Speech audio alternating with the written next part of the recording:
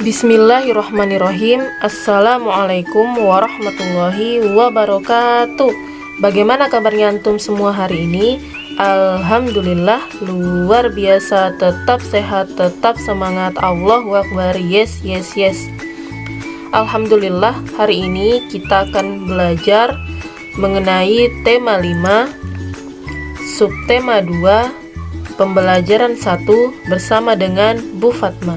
Tapi sebagaimana biasa, sebelum kita mulai pembelajarannya, jangan lupa ya untuk berdoa terlebih dahulu.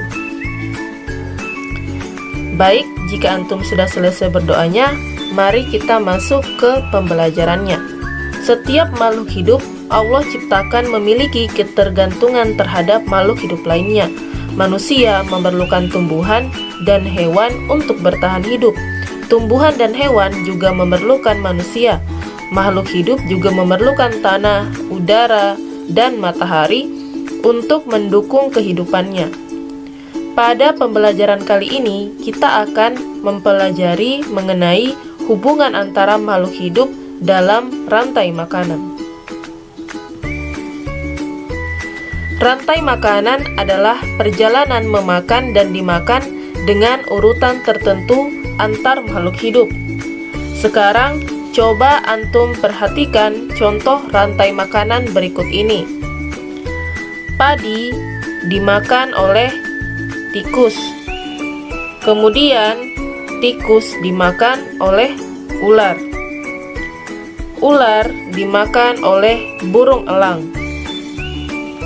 Setelah beberapa waktu, burung elang mati, kemudian bangkainya membusuk dan diuraikan oleh makhluk hidup pengurai dan bercampur dengan tanah membentuk humus.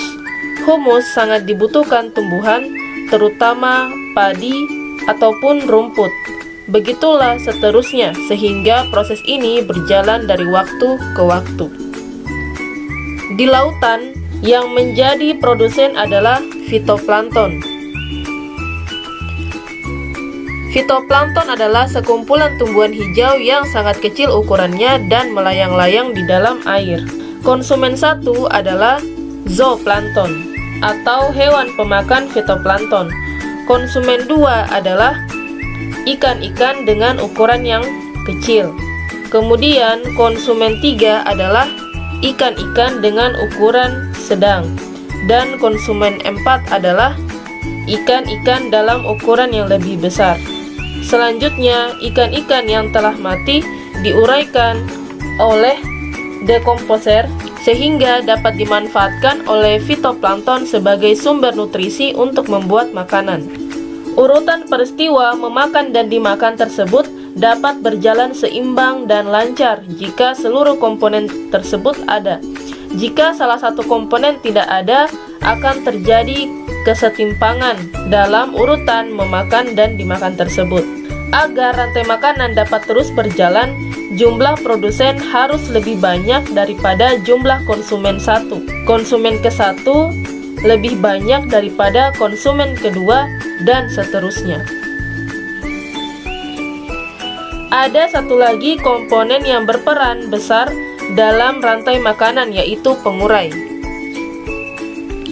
Pengurai adalah makhluk hidup yang menguraikan kembali zat-zat yang semula terdapat dalam tubuh hewan dan tumbuhan yang telah mati. Hasil kerja pengurai dapat membantu proses penyuburan tanah. Contohnya adalah bakteri dan jamur.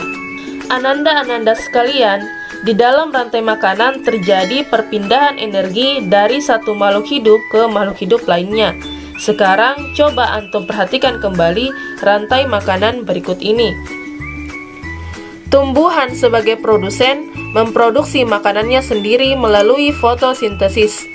Jenis makanan yang diproduksi oleh tumbuhan berupa gula. Pada tumbuhan, makanan dapat disimpan dalam bentuk biji, batang, buah, dan akar. Konsumen tingkat 1 merupakan hewan herbivora atau pemakan tumbuhan. Makanan yang dimakan hewan tersebut akan diubah ke dalam bentuk energi untuk melakukan aktivitas dan bereproduksi. Contoh hewan konsumen tingkat 1 adalah tikus.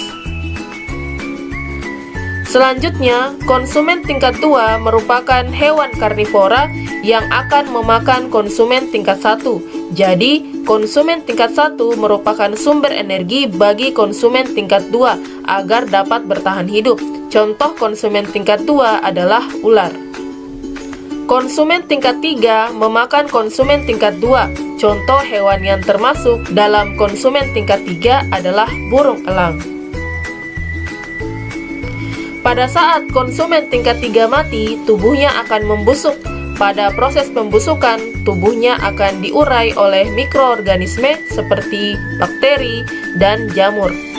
Hasil penguraian ini kemudian akan diubah oleh mikroorganisme dalam tanah untuk menjadi sumber makanan bagi tumbuhan.